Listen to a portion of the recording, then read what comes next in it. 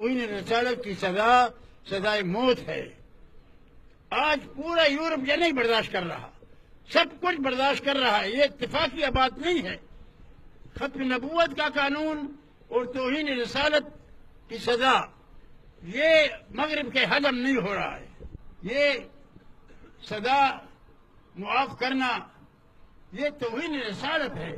جو بغیرت عدالت اپنے معمولی بات پر توہین عدالت کہ ہماری توہین ہو گئی، اپنی توہین کا ان کو بڑا فکر ہوتا ہے، اور لوگوں کو بلاتے ہیں اور ذلیل کرواتے ہیں کہ تم نے عدالت کی توہین کی ہے، لیکن توہین رسالت ان کے نزدیک کوئی جرم نہیں ہے۔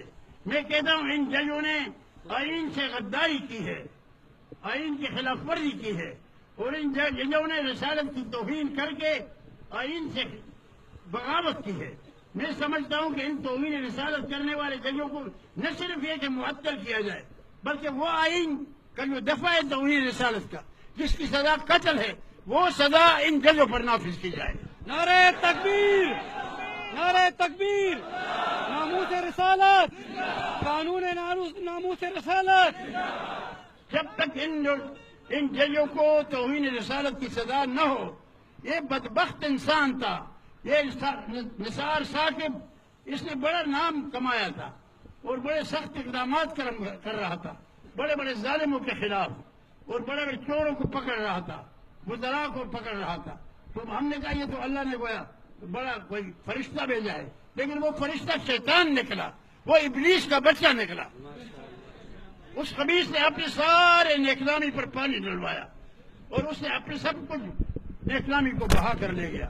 تو یہ صورتحال میں نے آپ نے شاہ صاحب سے سنا، میں عمران خان سے پچھلے دنوں ملا، تو پہلی ملاقات میں پہلی بات ایجنڈے پر میں نے یہی رکھی تھی کہ بات چل رہی ہے آسیہ کو چھوڑنے کی۔ تو آسیہ کے چھوڑنے کا مسئلہ کیا ہے؟ وہ پریشان سا تھا کہ بہت یعنی خاص وضاحت نہیں کر رہا تھا، لیکن گو مگو میں تھا۔ میں نے کہا ایسا کرو گے تو تمہاری حکومت اللہ چھین لے گا، کیونکہ میں نے نواز شریف نے راتوں رات ممتاز قادری کو پھانسی پر لٹکایا، حالانکہ پورا ہندوستان اور پاکستان جرأت نہیں کر سکتا، لیکن وہ خبیث آدمی ہزار مرزائیوں سے زیادہ خطرناک تھا۔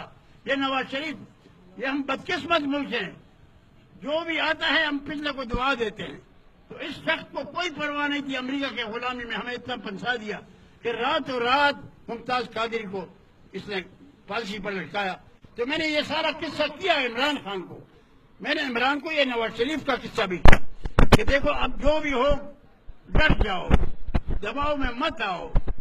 تو اب یہ ججوں کا جو آیا ہے ہمارے اوپر ایک عذاب، ان ججوں کو سزا دی جائے، اور میں کہتا ہوں کہ عمران خان ڈٹ جائے، ان ججوں کو معزول کر دے یا یہ فیصلہ واپس دلوائے۔ اگر ایسا نہیں کرتا تو میرا یقین ہے کہ اس کی بھی ذلت کے دن آ گئے ہوں گے۔ اللہ تعالیٰ اس کو ذلیل اور خوار کر کے نکالے گا۔ وہ تمام پارلیمنٹ کی یہ حالت ہے کہ آج مجھے شاہجی کہہ رہا تھا کہ صبح سے تقریریں ہو رہی ہیں، شہباز شریف بھی آیا ہے اور کشمیر کا رونا رو رہا ہے، لیکن آج کوئی ممبر پارلیمنٹ میں اس مسئلے پر نہیں اٹھا، نہ شہباز شریف اٹھا، نہ کوئی اور سرکاری آدمی، نہ ممبر، نہ اپوزیشن، سب خاموش ہیں۔ جو ملک رسالت مآب صلی اللہ علیہ وسلم اور اس پر غیرت نہ کرے تو اس کا کیا مقام ہوگا؟ میڈیا بھی اپنا فرض نہیں ادا کر رہا ہے، اس پر تو سارا ملک تلملا کر اٹھنا چاہیے۔